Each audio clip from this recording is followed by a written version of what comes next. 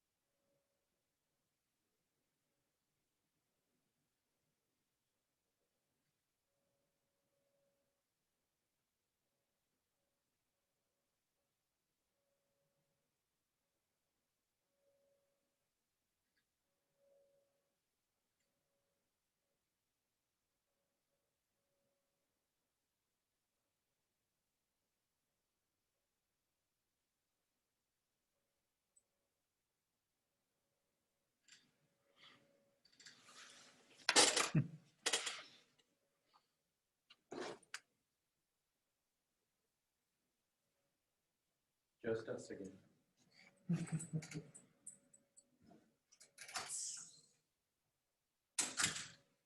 That teacher-student ratio's through the roof here, so.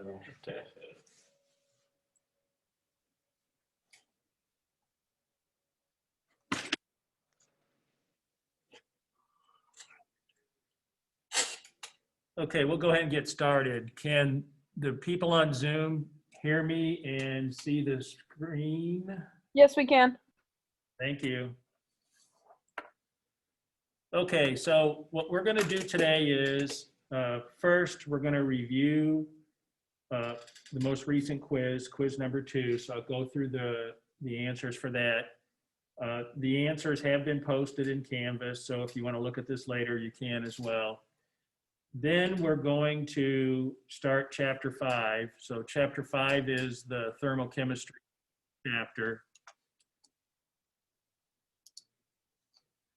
So we'll start chapter 5. Now, I'll mention this again when we get ready to start, but I'll say it again just so you hear it a couple times. I have posted my answers and my working out of all the homework problems. So in the past, I haven't done that, but I think from here on in, I'm going to do that. And the main reason for that is it's important that you understand the calculations and that you work on the homework. There's a fair amount assigned, and so if you can't get to it all, at least this way you can kind of see how the problems are set up and things like that. So that's posted on Canvas under Files, Homework Answers. The only negative to it is you have to try and read my handwriting. And so and I'll show you an example of that when we get into the chapter 5 slides. So hopefully you can read my handwriting and that'll be helpful for you. What you'll see from kind of now on is you'll see more mathematical type homework and things like that. So I think it's important that you get some practice on that and do that. So hopefully the answers have always been in the back of the book, but this gives you an idea of how I set up the problems and how I solve the problems. All right, so let's take a look at the quiz answers. So the first 3 questions were balancing the equation questions. Remember, next week we're having an exam on next Wednesday, and that'll be on chapters 3 and 4.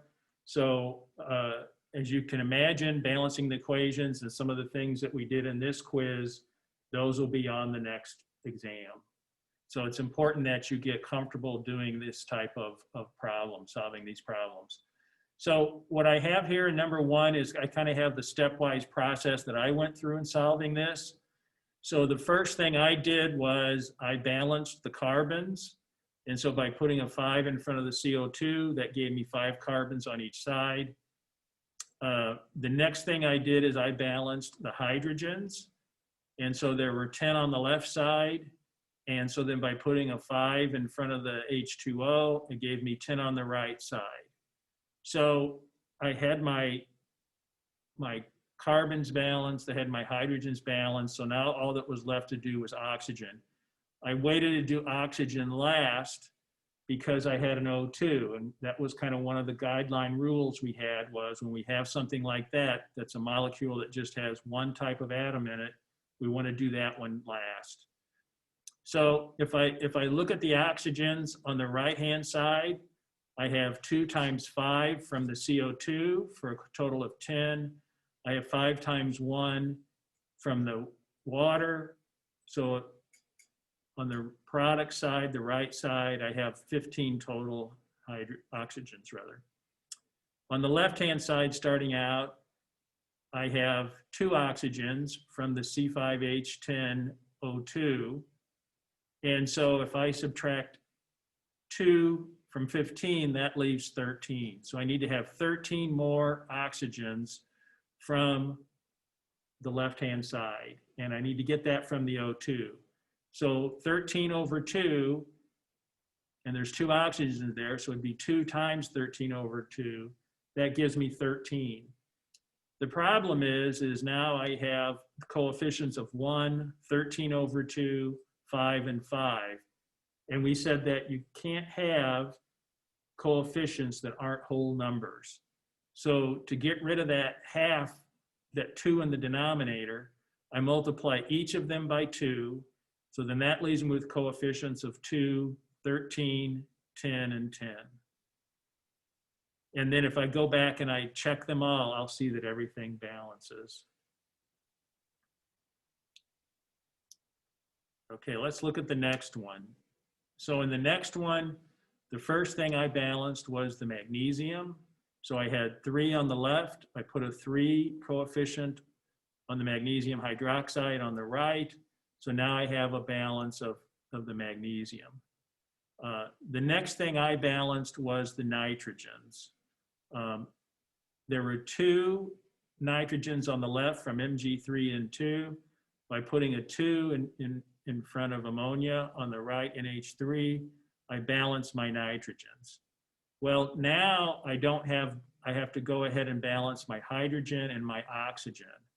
And so I looked at, first of all, I looked at how many hydrogens did I have. So on the right-hand side, if I look at the ammonia, NH3, 2 times 3 is 6. And then from the magnesium hydroxide, once again, 2 OH groups. So there's 2 hydrogens there, 3 of those molecules, so that's 6. So that's a total of 12.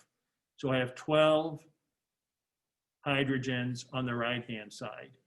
If I look on the left-hand side, my only source of hydrogen is water, H2O. So that the hydrogen there has a subscript of 2. 2 times 6 is 12. So now my hydrogen's balanced. The only thing left for me to do is to check to see if my oxygen's balanced. And so I look at, on the left-hand side, I have 6 oxygens. And on the right-hand side, I have 3 times 2 oxygens from the magnesium hydroxide. So 6 and 6 balances there. And then I kind of go back and check them all to make sure they're okay. They are. And so I wind up with the coefficients of 1, 6, 3, and 2. Then the third equation that I was going to balance, the first thing I balanced was the aluminum. So I had 2 aluminum atoms on the right-hand side. So I put a 2 in front of the aluminum on the left-hand side. And so now my aluminum is balanced. The other thing I need to balance are the oxygen. And so I have 3 on the right, 2 on the left. So if I multiply the product on the right by 2, I get 6 oxygens.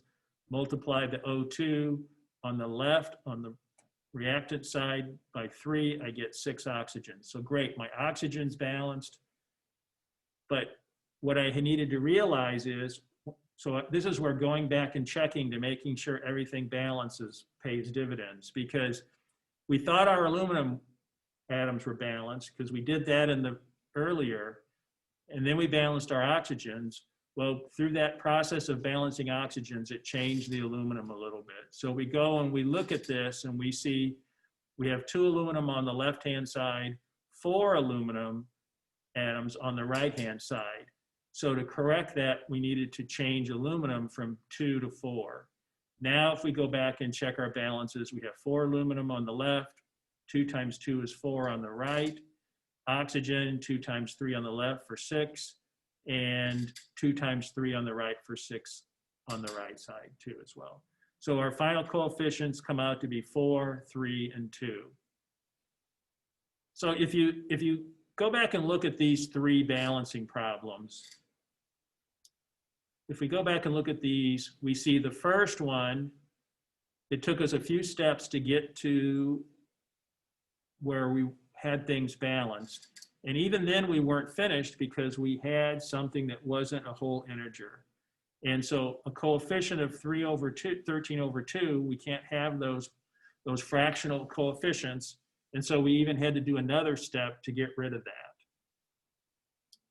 The second equation we balanced was a little more straightforward, where we just kind of went through and went through our balancing steps and got to the final. So a more straightforward balance. And then the final one, We had some initial balancing that we did, and we got to the point where we thought we were finished. But this is where, once again, as I said, going back and checking to make sure everything is balanced paid off, because that's where we were able to catch that, oh, we need to go back and adjust that aluminum. So 3 kind of different types of balancing equations. The expectation is that either of those, any of those, you'd be able to do. Any questions on the balancing equations? Okay. So number 4 was a reaction that you needed to identify whether it was a combustion, decomposition, or combination reaction. The key here is we see O2 in the reactant side. Whenever you see O2 on the reactant side, that tells you it's a combustion reaction. So the answer was combustion. Now let's talk about the 3, what I would call math problems that we had. So the first one was figuring out a weight percent of a compound, of an atom in a compound. And so in this case, we were asked for what's the weight percent of carbon in this compound? And you were given the atomic weights for carbon, hydrogen, nitrogen, and oxygen. So if we recall how we do the weight percent calculation, we calculate out how many grams of the total weight are attributed to that atom that we're interested in this case, carbon. And then we need to calculate out the molecular weight for the compound, and that molecular weight value goes in the denominator. So since we're looking at carbon, we look at our molecular formula and we see there are 22 carbon atoms in it. So it's 22 times 12, 12's that atomic weight of carbon. And then we divide that by the molecular weight. And we calculate that molecular weight by taking the number of carbon, 22 times 12, plus the number of hydrogen, which is 24 times 1, plus the number of nitrogens, which is 2, and then times 14. And then finally, the number of oxygens, which is 8, and multiply that by 16. So that denominator is the math to find the molecular weight. The numerator is carbon is there. Then the 100, we have the 100 comes from the fact that we wanted a percentage. And the definition of percentage is you just take the number and multiply it by 100. So if you did that and did all the math correctly, you get 59.4%.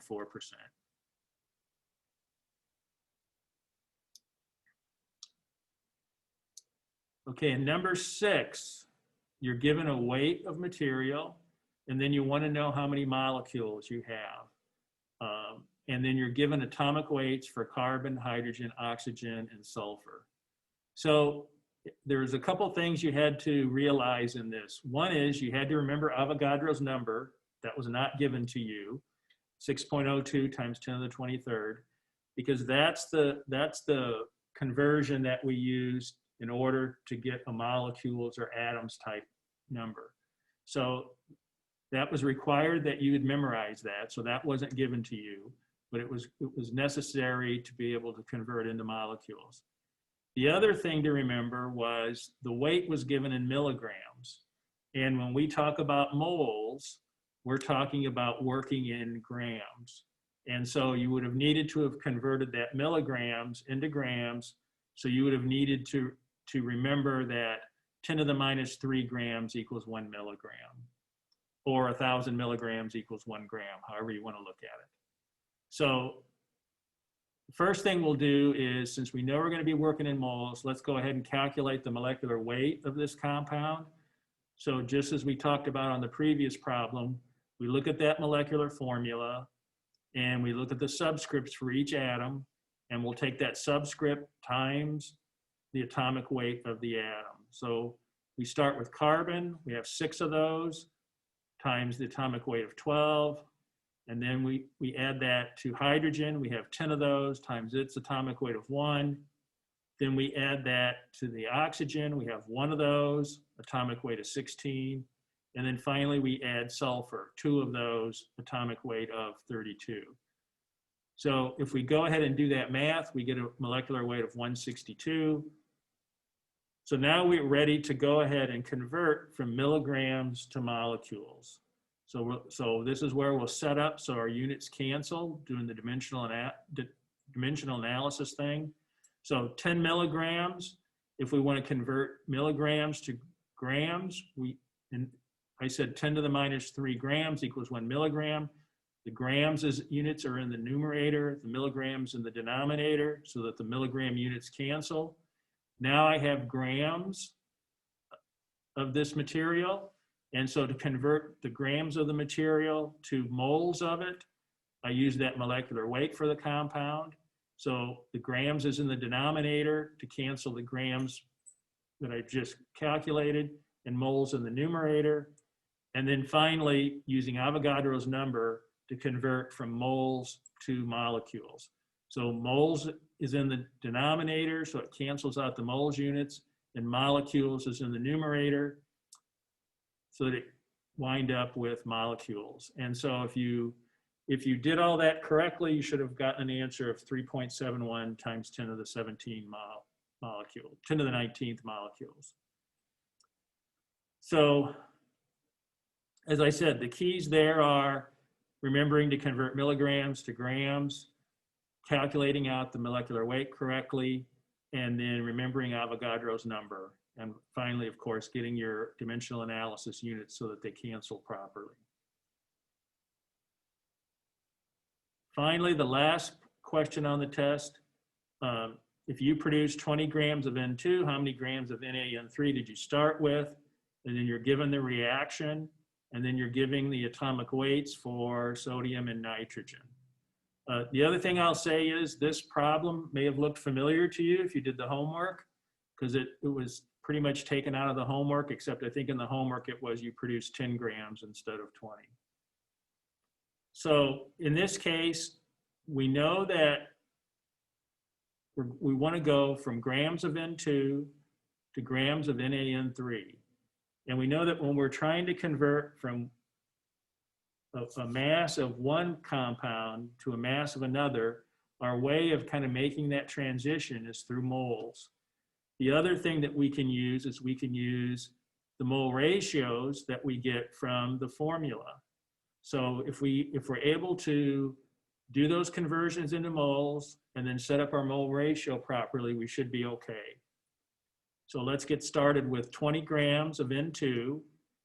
If we calculate the molecular weight of that, it's 28, so 2 times 14. And so 1 mole in the numerator of N2, the grams of N2 on the denominator. So now our units have switched from grams of N2 to moles of N2. And then the next step is going back and looking at our reaction and seeing what that mole ratio of N2 and NaN3 is. And we see from our reaction that for every 3 moles of N2, we have 2 moles of NaN3.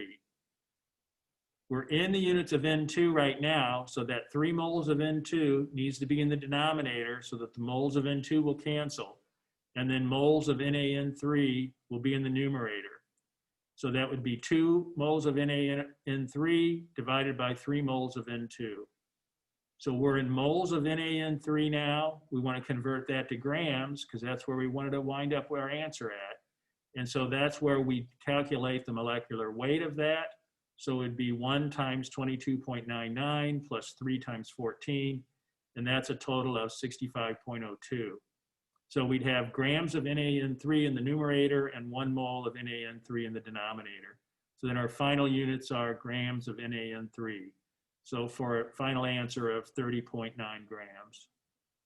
So on this problem, the two main things you had to do is you had to be able to calculate those molecular weights, realize you need to work in moles, and then you needed to use that mole ratio properly, set that up. And that's looking back at that chemical reaction and seeing what the coefficients are for the different products and reactants. And then setting it up properly so that your units are canceling out so you get the right answer. Any questions on these 3 math problems or any other problems that were on the quiz?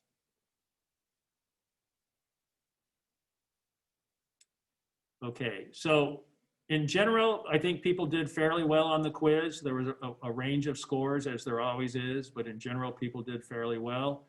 The one thing that I do think is still kind of happening, and I would just ask you to make sure you're comfortable with your calculators, is that you're going to be getting more and more calculations as we move forward where there are exponents and things like that. So scientific notation, taking logs, using 10 to the whatever type calculations.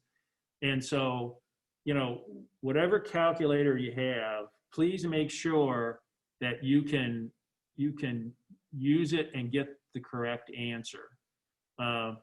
And so I can't stress that enough. The one thing about having the homework worked out and posting it now in Canvas is that I think you'll be able to see how the problem is set up, and then you can also then see if you get the same number by having it set up that way. And I think that'll give you a little more practice with your calculator. So I'll say it again, please, please, please make sure, if you're not comfortable with using the calculator to do these calculations, you know, ask someone for help or look in your manual, or, you know, possibly I can help or one of the other instructors can help. It kind of depends on, there's a lot of different calculators out there. That's why it's hard for me to say I definitely could help, but they all tend to be a little bit different how they do this stuff. So make sure whatever you're using, you know how to use it, okay? All right, we're going to go ahead now and go to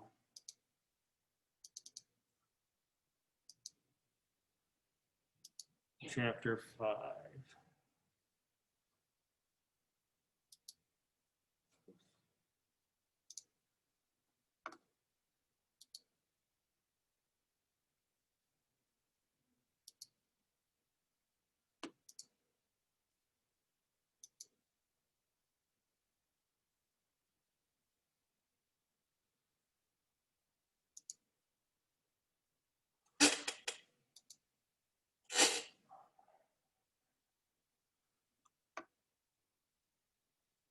Okay, one other kind of speech I'm going to give before we start chapter 5 centers around graphing. So I know from my 2 sections that I teach, I graded the absorption graphing stuff over the weekend, and it's clear to me that quite a few people in the class still aren't comfortable making these type of scientific plots. And whether you're a chemistry major or biology or exercise science or whatever, you really need to get to where you're comfortable making these plots. And there's a lot of different programs you can use. The only comment I'll make about that is you know, I worked for over 30 years and everything was in Excel. And so, you know, some of these other programs that I hear people talk about, you know, they might be fine, and they might, you know, they probably are fine, but I'll tell you, the reality is you're most likely, when you get out and move along in your career, it's going to be Excel. And so if you first of all, you need to get comfortable making the scientific plots. And then second of all, I still would recommend if you know, having a version of Excel that you can do the full plotting in.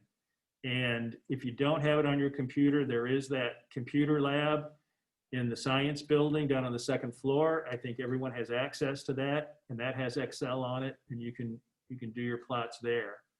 But a couple comments I'll make is, in this last lab that I graded, the absorbance lab, there were 2 types of plots. The first was where you collected percent transmittance data versus different wavelengths. And so the idea there was to kind of just get a feel for where there was absorbance and where there wasn't. That type of plot, it's a paired data plot, But in that case, you want to plot the data points, and you want to have a smooth line drawn through it so that you kind of get a feel for what it looks like, because that's more of a visual thing that you're trying to generate. Those last three plots where you had a concentration versus either transmittance or 1 over square root of transmittance or minus the log of transmittance, that's the type of plot you're using to generate data, to generate numbers. And that's a different type of plot. In that case, on the x-axis, you want to put the concentration value. The y-axis, you want to put the measurement, the thing that you're measuring, the data that you're collecting. So in other words, what you don't know. You know what those numbers on the x-axis are because you prepared those solutions. You don't know what you're going to be getting. So that's the data you're collecting. So when you plot that, you want to do a paired data set type plot, and you don't want it drawing a line. You don't want it connecting the dots. That's not what those types of plots are for. Those plots are, you make those plots and then you do a line fit. And so that's where you use Excel or the software to give you the best equation for the line based on the data that you have. Whenever you have those types of plots, there's two things you always want to present. You want to present the R squared value, because that gives you a feel for the quality of your data. Closer to 1.0, the better the data. And then the other thing you're looking for there is you're looking for the equation of the line. So you should have something in the shape of, in the form of y equals mx plus b, where x and y are your variables, m is the slope of the line, and b is the y-intercept. Once again, that tells you information about the data. And so that's the type of scientific plot you should be able to make. If you're uncomfortable or confused by it, talk to me, talk to your lab instructor, and I made a video of it, of plotting that data. I've now moved that to the YouTube page because I know if you didn't log in but in the SOS, you wouldn't see it on the Zoom. So I took it off Zoom and put it onto the YouTube, so everyone should have access to that. You can go back and take a look at that. That kind of walks you through the steps of it on Excel. But the lab that we do this week is another spectrophotometric lab. You're going to have to make one of those plots and use it, okay? And the fact that we had a lab a couple of weeks ago using that, I think my expectation and the other instructor expectations are that everyone's going to know how to do that plot and do it well. So this isn't a chemistry thing, I'm telling you. This is how people present data and look at data.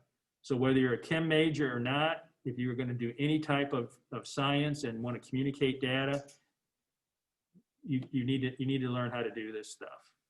So like I said, if you're uncomfortable doing it, now's the time to get comfortable and learn how to do it. All right, that's the end of the preaching. Sorry about that. Now, chapter 5, thermochemistry. So in my mind, this is when we really start kind of getting into chemistry. The first 4 chapters, we've been learning some nomenclature, some terminology. We've been talking about moles and some calculations. We've been talking about, stoichiometry of reactions and that. This is kind of the start of putting it all together and using it and seeing kind of why we learned some of that other stuff. The other thing I'll say is, and this goes back to using your calculator, we're going to start having more calculations than maybe we've had in the past as well. And so being comfortable with your calculator and doing those calculations is going to be very important.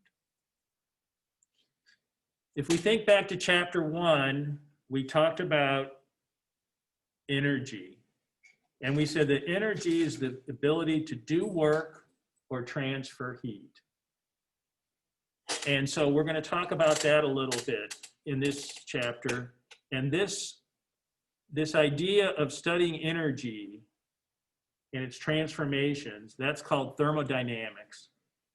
So thermodynamics is a whole area of study in chemistry, and it all has to do with moving energy around, putting energy into reactions, energy coming out of reactions, things like that. And so it's those changes in energy that involve heat is usually what you're talking about. Even though we say energy is the ability to do work or transfer heat, in chemistry, most of the time you're talking about heat flow. There's some examples, and we'll cover those, where you're talking about work. But the reality is it's mostly about heat, putting energy in, energy coming out. And what we're going to do today is we're going to talk about some of that and some of the formulas around that and kind of get started on this energy type discussion. So chemical energy is mostly potential energy. So it has the molecules, the atoms, the ions, they have a certain amount of energy associated with them, but most of it's potential. It's then when something happens that potential energy is changed into kinetic energy and then stuff starts to happen. So when we talk about potential energy in molecules, what we're usually talking about is electrostatic potential energy. So that's this capital E with the small EL there next to it. So there's a formula which expresses that, and it's electrostatic potential energy equals K times Q1 times Q2 divided by D. K is the proportionality constant, and that's the value, the 8.99 times 10 to the 9th value that we have here. Q is the electrical charge. Usually that's 1.60 times 10 to the minus 19 coulombs, which is what it is for an electron, so it's usually around that. If it's negatively charged, that would be a negative. It's like an electron. If it's positively charged, that Q will be a positive. And then usually the unit of energy that we're working in is the joule. And so at the bottom there, that just reminds you what a joule units are. What I want to point, a couple of things I want to point out. But one is on the formula, if we look at that K times Q1 times Q2 divided by D, let's look at the units on that proportionality constant. It's joules meters per coulomb squared. In order for the units to cancel, because we said energy, we want it to wind up in joules, so we have to cancel out the meters and the coulomb squared. That tells me that the Q's have to be in units of coulombs. Okay, we said this charge is in units of coulomb, so we're okay, because coulomb times coulomb is coulomb squared. That'll cancel the coulomb squared out in that constant. The distance, though, is meters. And I'll tell you right now, rarely do you say, when you're talking about atoms or molecules or ions or things like that, you rarely say those distances in meters. You don't say, oh, this molecule is 2 meters from that molecule. Because you think about this is on a small microscopic type scale. Usually you're talking nanometers, angstroms, picometers, things like that. So that tells me right away that if I'm doing some work with this equation, I'm probably going to be given data that says they're 2 nanometers apart or something like that. It's not going to be in meters. So I better remember those conversions we talked about early on. If it's in nanometers, how many meters is that? That would be 10 to the minus, that's 10 to the minus 9th. And so you want to remember those conversions so that you can get it into the right units. Because if the question gives you the distance in nanometers or angstroms or something like that, and you're not able to convert it into meters to meet the requirements of this proportionality constant, you're not going to be able to solve the problem. So if you're not comfortable remembering those conversions, go back and take a look at it, because you'll be needing that kind of stuff going forward. The other kind of stuff, let's look over on the right-hand side here at the diagram. And there's a few things that we want to talk about. So in this diagram, the red balls and the blue balls are considered to be 2 different types of ions. And so on the top, we see that they're both blue, Q1 and Q2. So what that tells us is that they're like charges. Like charges repulse each other. If we look on the bottom, we have a red and a blue, and so that tells us it's opposite charges. And we talked about this earlier, that opposites attract. And so in that case, those two ions want to be near each other. The top example, they want to repulse, they want to get away from each other. The other thing we see on this is, well, we see in each case to the right, the ions are further apart. The further apart things are, the less repulsion or less attraction there is. And so the closer the ions are to each other, the more interaction you have. The further apart, less interaction. Opposites attract, like charges repulse. That's the takeaway for this.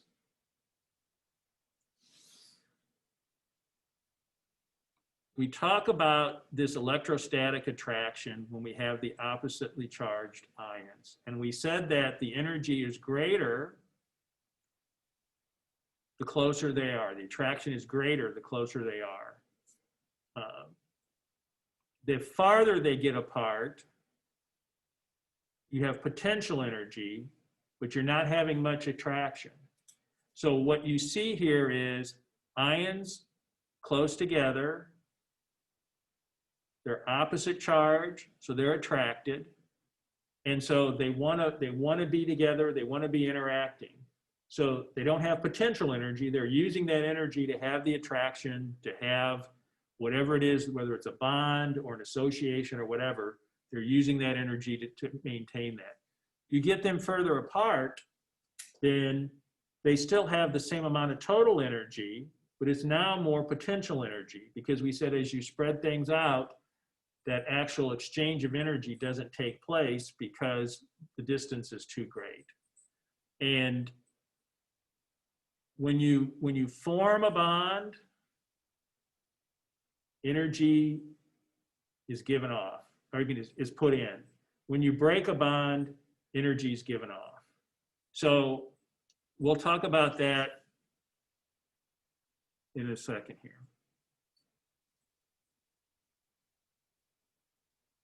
Okay, the first law of thermodynamics is that energy is neither created or destroyed. It just gets converted from one form to another. And so it's kind of like we said in the beginning, that you have the same atoms, you don't create mass or destroy mass, you just rearrange the atoms. It's the same with energy. You have a certain amount of energy in a system, it can be changed, its form can be changed, but you don't make more energy or you don't lose energy. The total is the same, it's just in a different form. Here's some examples of that in real life, where you heat your home, so you take chemical energy, you convert it to heat, or sunlight's converted to chemical energy in plants. There's a whole kind of examples of those. You think of driving somewhere with the car, the fuel, the gasoline has a certain energy component to it. Then you do the combustion reaction and you free that energy from the gas and you use it to power the car. So a couple terms we want to explain. One is system and the other is surroundings. So when we study these energy movements, the things that we're studying, the energy that's either exchanging energy in some fashion, is the system. In this example, we have a piston that is filled with gas, and the gas is hydrogen and oxygen. And so what we would be studying is what's going on with the hydrogen and oxygen in this container. The surroundings are everything else. So the surroundings is the container, or you'll call it the cylinder in this case, And the piston is the kind of round thing with the shaft on it, and that can move up and down. And so all of that, and then the surroundings around that, that makes up the whole surroundings. So we're studying the system, but the surroundings also have a role to play.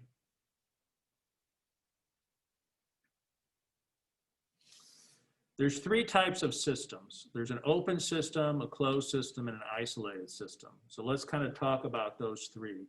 In an open system, you can exchange heat. So in other words, heat can go into it or heat can come out of it. And the mass can move as well.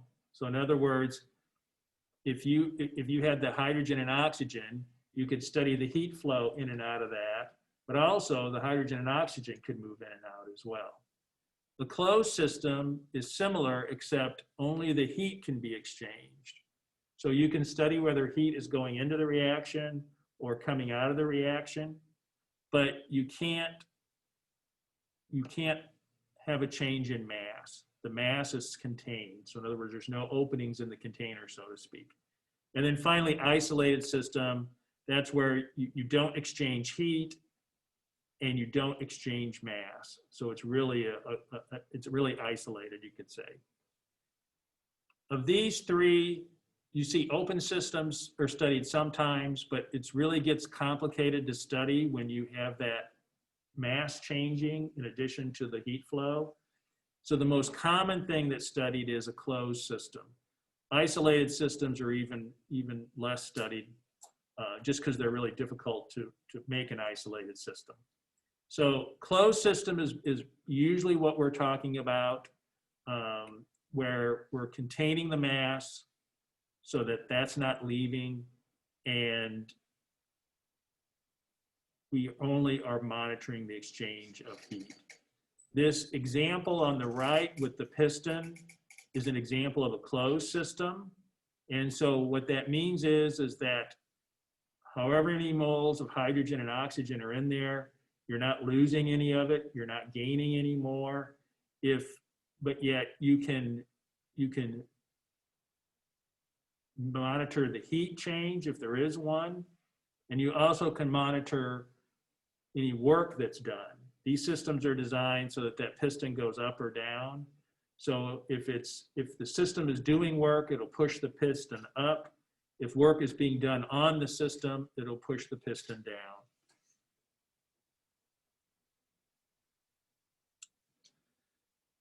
So there's something called internal energy, and that's the sum of the kinetic and potential energy of all the components of the system.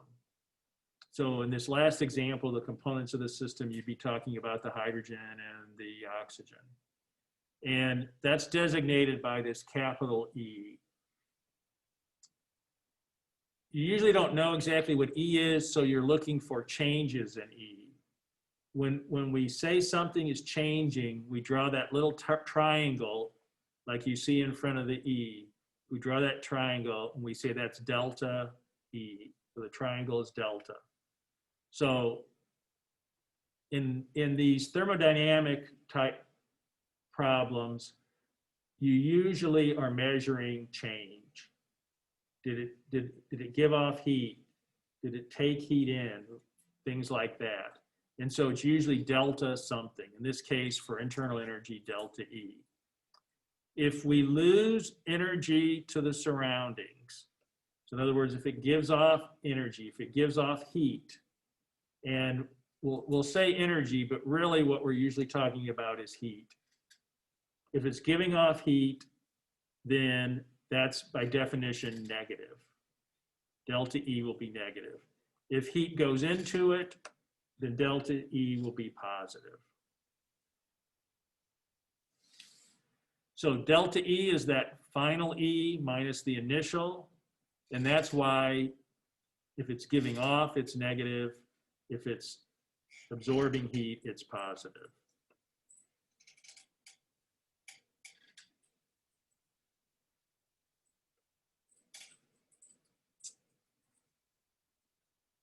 Once again, just repeating this because this is really important. Absorbed heat delta E is positive. So in other words, if you put energy into the system, and the system's absorbing it, that's positive. If it's giving it off, it's negative. And that's what we see here in the bottom is a diagram where show you an initial, you're at a certain energy level, then you give off heat, you lose it to the surroundings, and you see that E final is less. So if E final, we know the equation is final minus initial. So if the final is smaller than the initial, then it's going to be negative. And then vice versa for if it absorbs heat. So if you gain energy, energy is put into the system, then that final number is bigger than the initial number, and you do that subtraction, and it's going to be a positive number.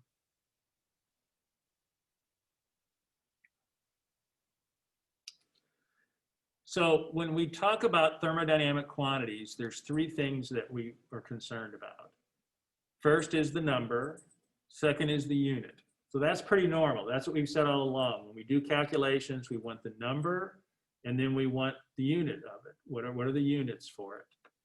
The third thing that is very important in the thermodynamic world is the sign of it. Is that if it's a positive number, then that tells us that energy's been put into the system, so that system has gained energy. If it's negative, that tells us that energy has been lost. It's given energy off. And remember, these energies have to balance because we're not creating or destroying energy. And so it's very important when you do these types of problems that you get the sign right. You know, a lot of other times, if I'm grading something and I see the sign should have been negative and they have positive or vice versa, I don't take off too much because I just think, oh, they just forgot to put it. For thermodynamic type calculations, if you don't have the sign right, that's a big part of it, and it's just wrong. And so the sign being positive or negative is very, very important in these thermodynamic calculations. Let's talk about internal energy a bit. So when energy is exchanged between the system and the surroundings, it's either exchanged as heat, which we express as Q, or work, which we express as the small w. So that delta E equals heat plus work. Makes sense, because we said before energy, back in chapter 1, we said energy was composed of these things. And so now we're saying delta E is going to be related to that too. So that makes sense to us. Let's talk about the sign convention for all of these terms, whether it be heat, which is Q, work, which is W, or energy, which is E. So for Q, for heat, if it's plus, that means it's gained heat. If it's minus, it loses heat. For work, if it's plus, work was done on the system. If it's negative, work was done by the system. And then for E, if it's a gain of energy of the system, it's plus. If it's a loss of energy by the system, it's negative. This sentence at the bottom, I think, really sums it up well. And it says, in general, if the system picks something up, it's positive. If it gives something off, it's negative.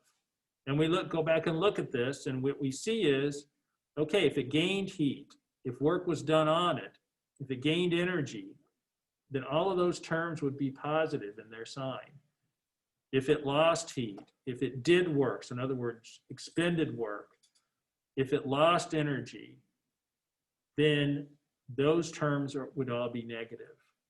So this positive negative thing of basically if you put something into it, that's a positive. If something comes out of it, that's a negative. It's really that simple, but it's also really critical that you keep that distinction clear in your mind.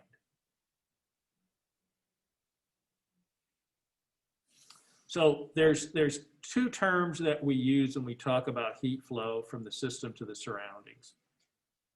Heat going into it, heat being absorbed by the system is called endothermic. So think of endo, into, in, however you want to remember it. You need to remember endothermic is heat going into the system. And that's positive. That's what we just said a moment ago here. We said heat going in is positive. System gains heat, positive. So that's endothermic. Heat being released by the system is exothermic. So if we were talking about reactions and we were trying to decide if a reaction was endothermic or exothermic, one thing we could do is we kind of put our hand on the beaker after we mix the chemicals. If it feels cool, then that would say that energy went into it and cooled it down. So that would be an endothermic reaction. If it felt warm, then that would tell us that energy was given off, heat was given off, and it would be an exothermic reaction. So in this example, and you may have seen this at some time if you had other chemistry classes, they put a small piece of solid potassium into water. Well, potassium in water is a very exothermic reaction. It's basically a fire.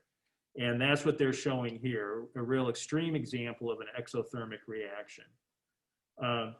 When you don't always have this type of extreme exothermic reaction, and the endothermic reactions don't typically feel cool. Some do, but that's not really the norm. Normally an endothermic reaction just means you need to increase the temperature that the reaction's at. There's a lot of reactions that won't react at room temperature, but you heat them to say 60 degrees C and then they suddenly react. That's putting that energy in to make the reaction go. So that would be an example of an endothermic reaction. So once again, putting energy in, in this case, putting heat in, that's endothermic. If it's giving it off, that's exothermic.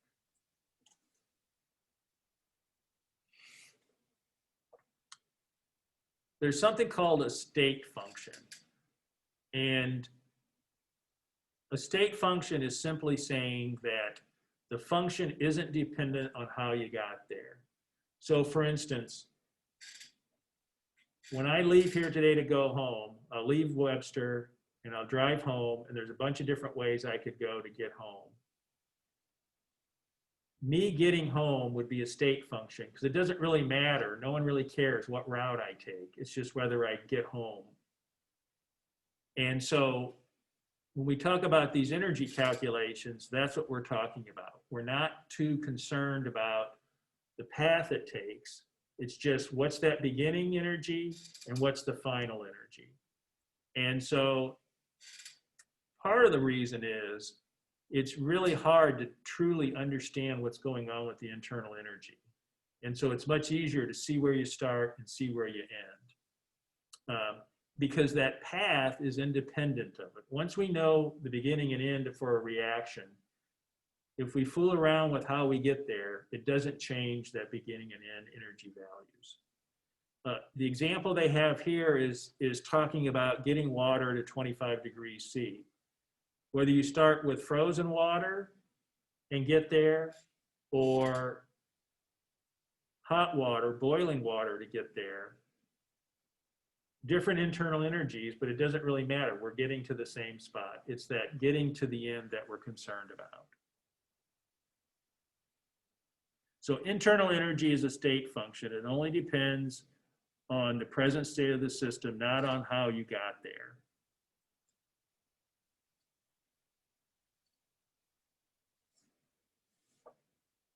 Heat and work, however, are not state functions. So here in this example, we have a battery. On the left-hand side, it's hooked up to like a little heating coil. And on the right-hand side, it's hooked up to a fan. And what you see is that if you discharge the battery on the left, it's all lost as heat. So all the energy gets converted from being stored as potential energy into that battery to being heat that's given off from the coil. If the battery is being used to power that fan, you're going to get to the same point when you exhaust the battery. So you get from whatever that initial was to the battery being drained, get to the same point, But how it got there is a little bit different in this case because you have work and heat going on. So the energy change is the same in each case, but with regards to heat and work, a little different path for those. So this is why delta E is a state function, but heat and energy are not.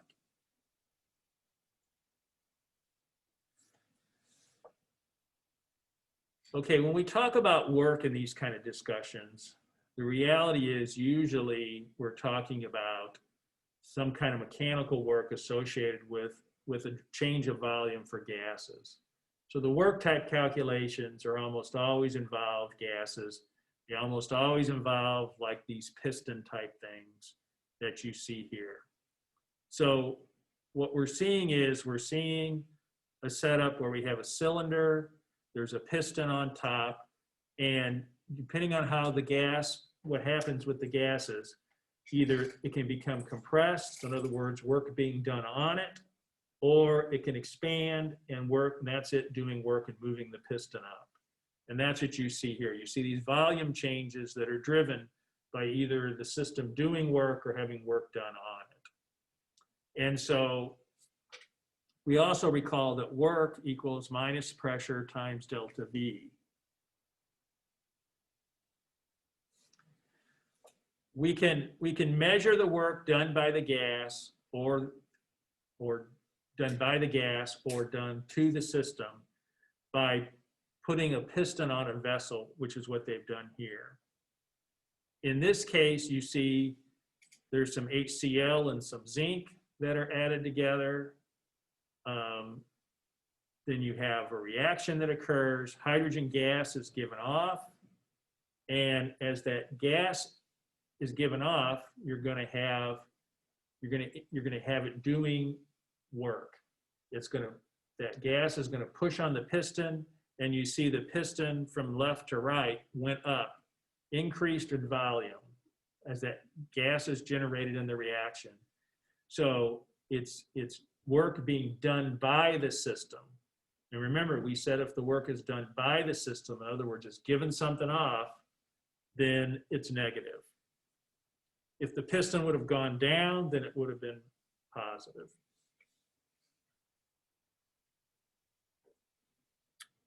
Okay, so we have some homework problems I'd like you to take a look at. These are here.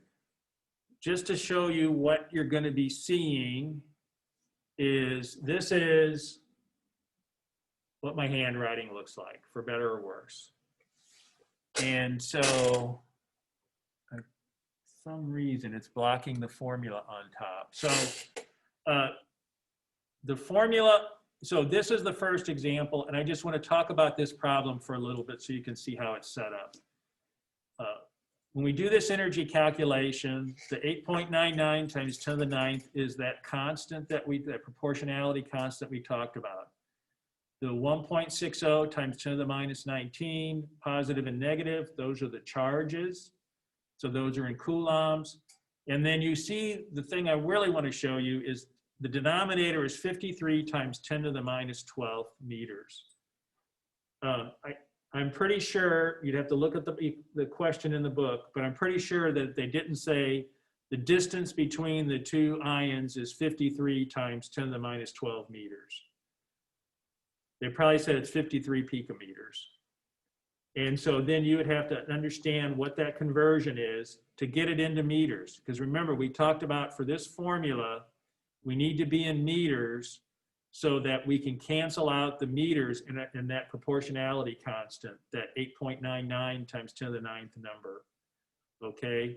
You see in B, the next problem, the top part looks the same. It's set up the same. You have the proportionality constant, you have those charges in coulombs, but the denominator, in this case, is 1 times 10 to the minus 9 meters. So that must have been 1 nanometer was the distance. And so you needed to know that 1 nanometer was 10 to the minus 9 meters in order to set the problem up correctly and get the units to cancel. The other thing I want to just point out is look at the numbers that we're dealing with. We're multiplying something that's 10 to the 9th. We're multiplying something that's 10 to the minus 19th, something that's 10 to the minus 19th, 10 to the minus 9th. We're dividing that into it. So this goes back to what I was saying earlier. It's imperative that you know how to do these types of calculations on your calculator, because it's not if you know how to use your calculator, it's not a difficult calculation. But if you mess up using your calculator, you're never going to get it right. So if you are comfortable with your calculator and have confidence, great. If you're not, work on some of these problems and get to where you can get the correct answer using that calculator, okay? So this gives you a feel for what the homework that I've worked out is going to look like. Hopefully you can read my handwriting, but this is what's loaded now in Canvas, and I'll continue to do that through the semester for the homework problems. Before we go to the next part, any questions on the stuff we've covered so far? Okay. So now we're going to talk about something called enthalpy. If we have a process that's at constant pressure, and usually we're at atmospheric pressure. So if we're at atmospheric pressure, we're essentially at constant pressure. The only work done, and we only have work done, and is pressure volume work. We can account for the heat flow by measuring the enthalpy of the system. And enthalpy is designated by this capital letter H. So enthalpy is defined as the internal energy plus the product of pressure and volume. So H equals E plus PV.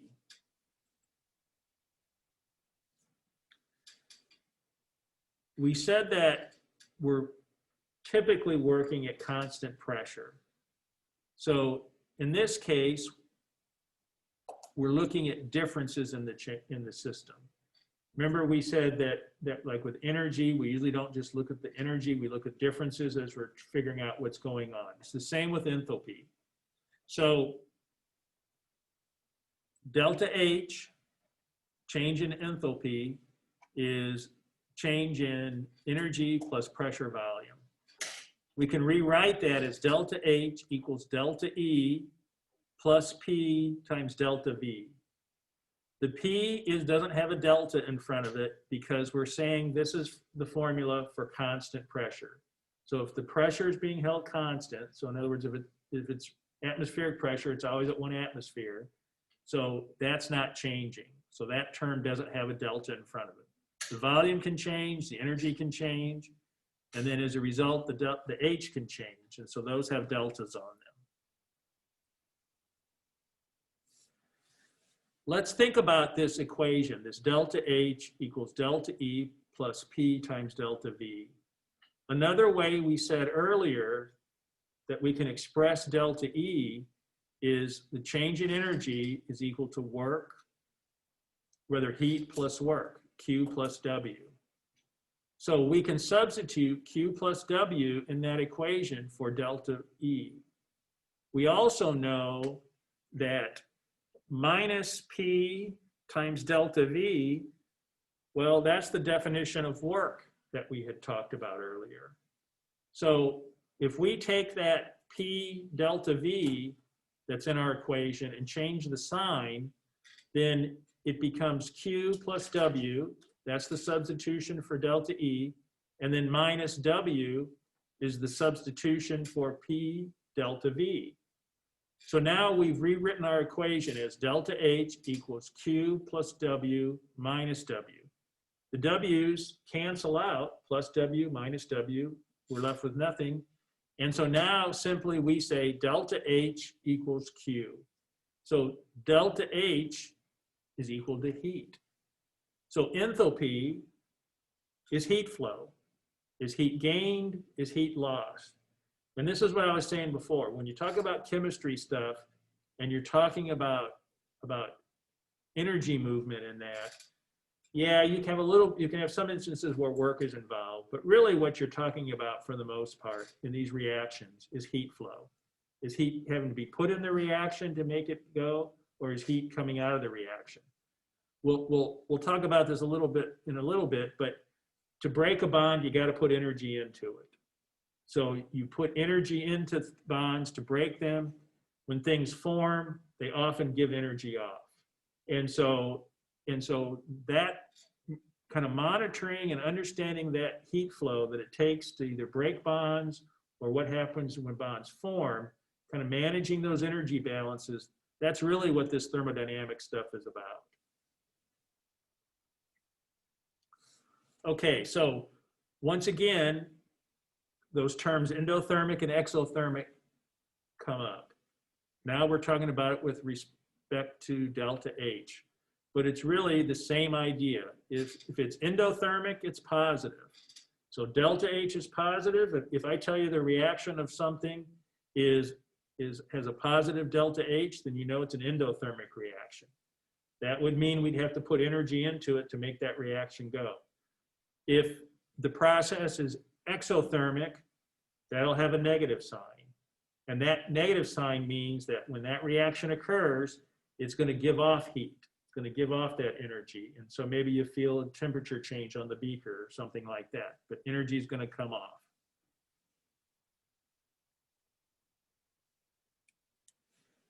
We almost always talk about a change in enthalpy, delta H. We usually don't talk about just H. And so to express that delta H, we have the enthalpy of the products minus the enthalpy of reactions. And that's the other thing is when you have a reaction that goes both ways, if it goes one way, it's the same number going the other way, just the sign is different. If one way is exothermic, then the other way is endothermic. That always has to balance out. There's a quantity called delta H with a small subscript of Rxn, and this is called the enthalpy of reaction or the heat of reaction. Personally, I prefer heat of reaction just because that's a little more descriptive of it. But what you're talking about with this delta H of reaction is understanding, once again, is the reaction exothermic or is it endothermic? So in other words, do you have to put heat into it, which would be endothermic to make the reaction occur, or does the reaction occur and it releases heat? And in that case, it would be exothermic.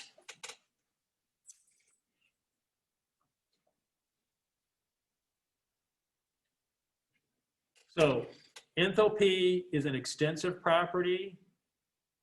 The enthalpy, as I said, the enthalpy change for a reaction is equal in magnitude but opposite in sign to delta H for the reverse reaction. So if it's plus one way, it's minus the other, but the magnitude, the number doesn't change.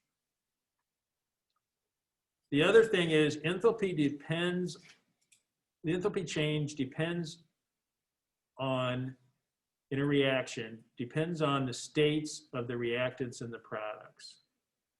So for instance, if something is a solid versus a liquid versus a gas, that enthalpy change, that reaction conditions will be different. So if you think back to when we talked about those little subscripts in the parentheses, where it'd be a little S, or it'd be an L for liquid, or G for gas. That's important in these types of calculations because whether something's a liquid, a gas, or a solid, it impacts the delta H.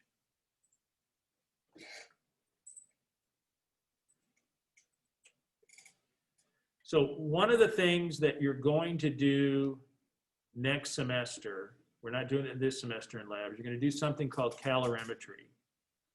And I'm going to stop here today because I don't have enough time to get through calorimetry, so I don't want to start it and get going. But calorimetry is a way to measure experimentally delta H. And there's simple calorimeters like the one they're showing here, which is basically just two styrofoam cups together. And there's much more fancier ones, something called a bomb calorimeter, which we'll talk about a little bit too. But in each case, what you're doing is you're doing a controlled reaction and you're measuring the heat flow.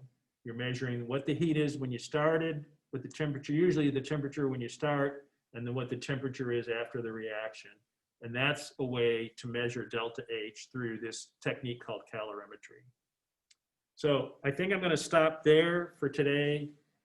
Unless anyone has any questions, that's it for today.